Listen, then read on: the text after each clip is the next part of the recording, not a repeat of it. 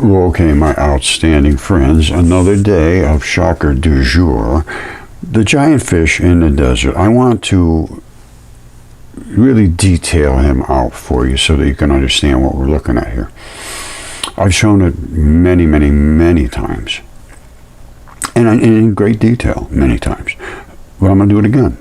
That's just what I have to do. Now, this is the body of the fish. All right, the pink line is basically his body, but the vital flesh. This is a fin, the regular fin that sticks up the top of their back. This is the back. These are scales. And you see how they interact with each other? They overlap. Those are the scales. Fish would be going that way. There's his tail. And this is the vital flesh.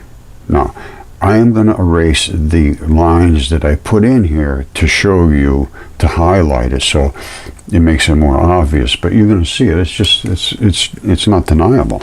So I'm going to erase a little bit of this. Let's just take some of this red away.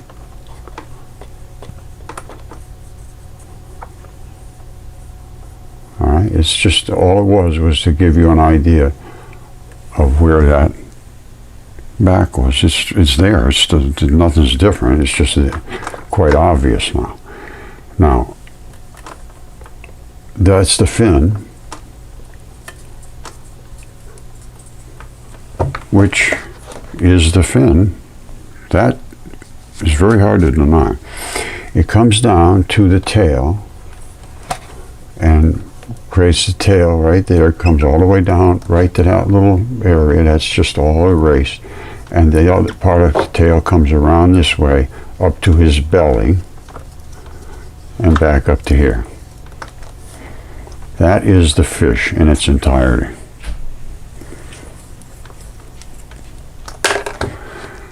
That is a very, very large fish. Okay, my outstanding friends, let me give you literally the lay of the land. This is a Typhon, who is a dragon. He is attacking the fish down here, as I showed you before, the gigantic fish. This is his body. This is runoff. It's just from the decomposition of a body. That's the runoff. This is actually his throat. Well, the dragon scales. The throat is this little black line here. This flashy stuff is on the side of dragons. You see it in the parades. He was described as having all unkempt winged hair and all this stuff streaming from his body, a flared red eye, spouting great jets of fire at the gods that turned themselves into animals, and this one turned itself into a fish. Now, all of this is toxins that whacked that fish on its fin and then went into its vital flesh down here. I am going to erase all that little extra stuff, so you might have to go back and look at it again. But that's the outlines, and when I erase it, you'll easily see it. But when you don't understand what to look for, it's confusing. It won't be in a second. I will erase all that, and you'll see it in its magnificence. Okay, I think I have already shown you the fish who is down here. This is a shot of Typhon, the dragon, attacking the fish. That's his fin. This is Typhon's body. It was all winged and unkempt. His body stretched all across North Africa. And this is the scaled neck. Here's his red flared eye. The beards are right here, which I'm going to show you all this in very close detail, but this just gives you the highlight so that you can see what it looks like around there. All right, let's do some erasing. This is the fin. All right, we know that's the fin. That right there is all this toxic stuff hitting the fin, literally almost like setting it on fire. It's all coming down from above. All right, and here it sort of mixes with something together and creates a mess. All that is coming out from his discharge from here. And again, we're going to look at this in extreme detail. This is to give you the lay of the land. Now, here's his throat. All right, all that stuff is erased now. There's his throat. I don't think this is hard to see. I don't think this is hard to see at all. Now, this is all his unkempt winged hair, and this is his nose. They have a bump on their nose. They all seem to have that. All right, so now, what is he now? All we have is the red flared eye. We have all the noxious stuff coming down at the fish. We have his throat. We have the fish's fin. And we have his red flared eye. So now we have no highlights going on. And that is quite obvious exactly what I just said it is. Now let's take one claim at a time. I say that is the dragon's throat, and it is all scaled and hinged, and the effluent is leaking out of the decomposing body. The throat has become the thru river, which means the dragon river. And we will come in and look at it carefully. These right here surround the throat. Like I said before, down here, this is primarily runoff of just fluids, almost like mud running out of his body as it decomposes. So now here we are. Let's come back out, make sure we don't lose perspective. Here's his flared, flashy stuff going down the side of his body. This is his scaled dragon throat. And it just keeps going and going and going. And this is just his neck. This is a very big dragon now. And he is written about in the ancient texts. So let's look at the dragon scales, which coat his neck. There's his throat right there. You see the throat?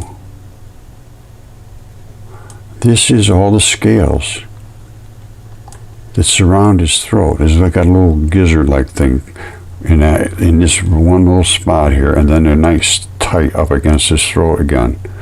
This is where his head rocks around as like a little, jowl. And down here is where it's really nice and tight up against his throat, and these are the scales. Now they're all hinged. You see every boom, boom, boom, boom, boom, boom, boom. And then they are very, very dragon scaly. And the hinge allows him to move his neck in all kind of different directions, so he's not stiff. Now, the throat runs all the way down, and it has a cut right here. And this red and black, as us Mudfossil people know, is the red is the artery blood, the black is the vein blood. Vein blood turns hard and crispy. The red blood stays fluid and grows things very nicely, green, even in the desert. And anytime it can get a little bit of moisture, it starts to flow again. The black, totally separate, different situation, no growing. No growth, just black. And it gets real crispy. All right, and it's just black and nasty.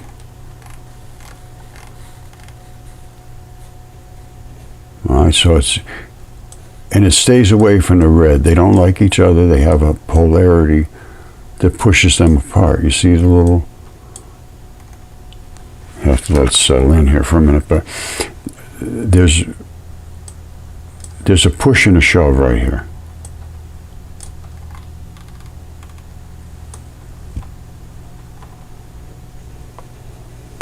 The red grows green.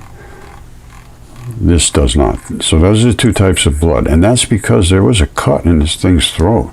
That's why there's two colors of blood running out here. The rest is just effluent. It means the body fluids run off into making a little river here, just draining out of the body. This is a whole different story. That's a cut right there, and they have dammed the thing up, and there is no more water coming through here, I don't think, and it's turned black. It used to be quite green. It used to be this color here, virtually the whole thing, and now there's just one here and one there. And it all used to run down here with all that red blood and create things growing. So anyway, that's just another little note.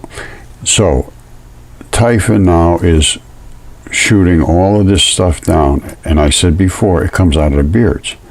Well, it originates in the gut, and it comes all up in this yellow. Let's trace that yellow fuzzy stuff out. Now, what it is, I don't know, but it's a yellow, noxious,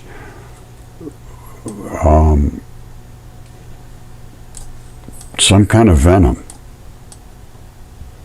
And it comes up through here in these little tubes.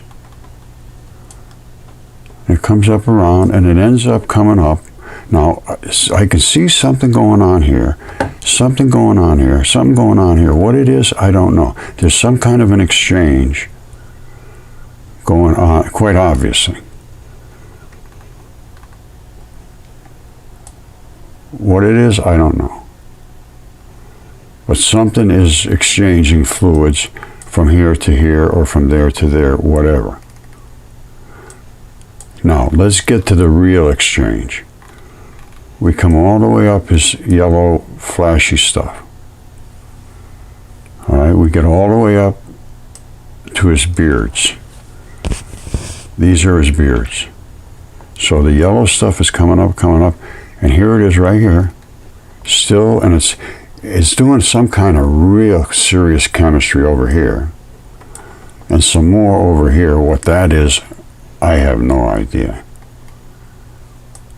It's doing some unbelievable chemistry in this unbelievable creature now, and it continues on, and then it jumps across the throat. All right, all the rest of this is his throat. This jumps like over the top of his throat, and we can see the two beards. There's one.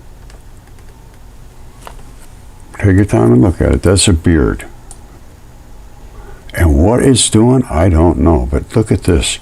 This is the chemistry that's going on right here, and this is injecting something into the throat, it looks to me. The other beard is here. So there's two beards coming down from Typhon.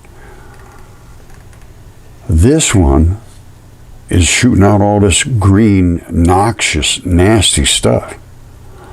The other one has this white stuff in it. Now, what happens, I don't know, but it looks like something happens over here, and that they combine. Something's coming down to combine with this green to make, I don't know what, something that you don't want to be around, let me put it that way.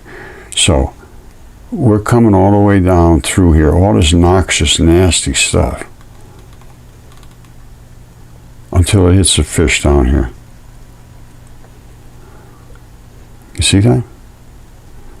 Now, have I made my case? Is that his red eye? Is that his red flared eye? Is this a great jet of fire attacking one of the gods that turned himself into fish? All written about in the ancient texts. This is not something I'm making up. This was all written about. Typhon went after the gods, spouting a great jet of fire, and they turned themselves into animals to try to flee, to get away from him. The gods were afraid of this thing. And he goes all the way across North Africa, all the way across North Africa. Now, if you want to dispute this and say, no, Roger, you're crazy, nothing could be that big, I don't dismiss that attitude. I don't dismiss it at all, not even the tiniest bit. But it doesn't mean it's not true. This is absolutely 100% true. I mean, if you can dismiss this, I can't. I'd have to dismiss you. It's written about. It's physically here. It fits the facts and the figures identical. It's unbelievable. Of that, I do not dismiss that opinion. It is hard to accept. There is no question about that. But if you want to live in a land of just being perfectly happy, deluded, that's fine. You can do that. I don't do that. I want to know what's true and what isn't true. And as far as I'm concerned, until you can prove to me this is not true, this is absolutely true. And Apollodorus and all those old stories that were written need to be reconsidered. If you want to live in truth, you're going to have to change. Because if you just mouthing off, and it's every time I say something, they say, oh, no, you should read chapter 22 of so-and-so. Oh, talk about such and such said this, and so-and-so said this, and Einstein said that. Well, think for yourself. Use the power of reasoning, the power of the logos. But you have to search. You can't just accept. Once you accept something, you're lost. You're totally lost. If you don't question it, and you just say, oh, that guy read something to me, and he's smart because he went to such and such a school, or he studied with so-and-so. Well, that's good. Let's see if it makes sense what he says to you. I have found out that these things that they're spouting off about, they don't understand them in most cases at all. I mean, really, at all.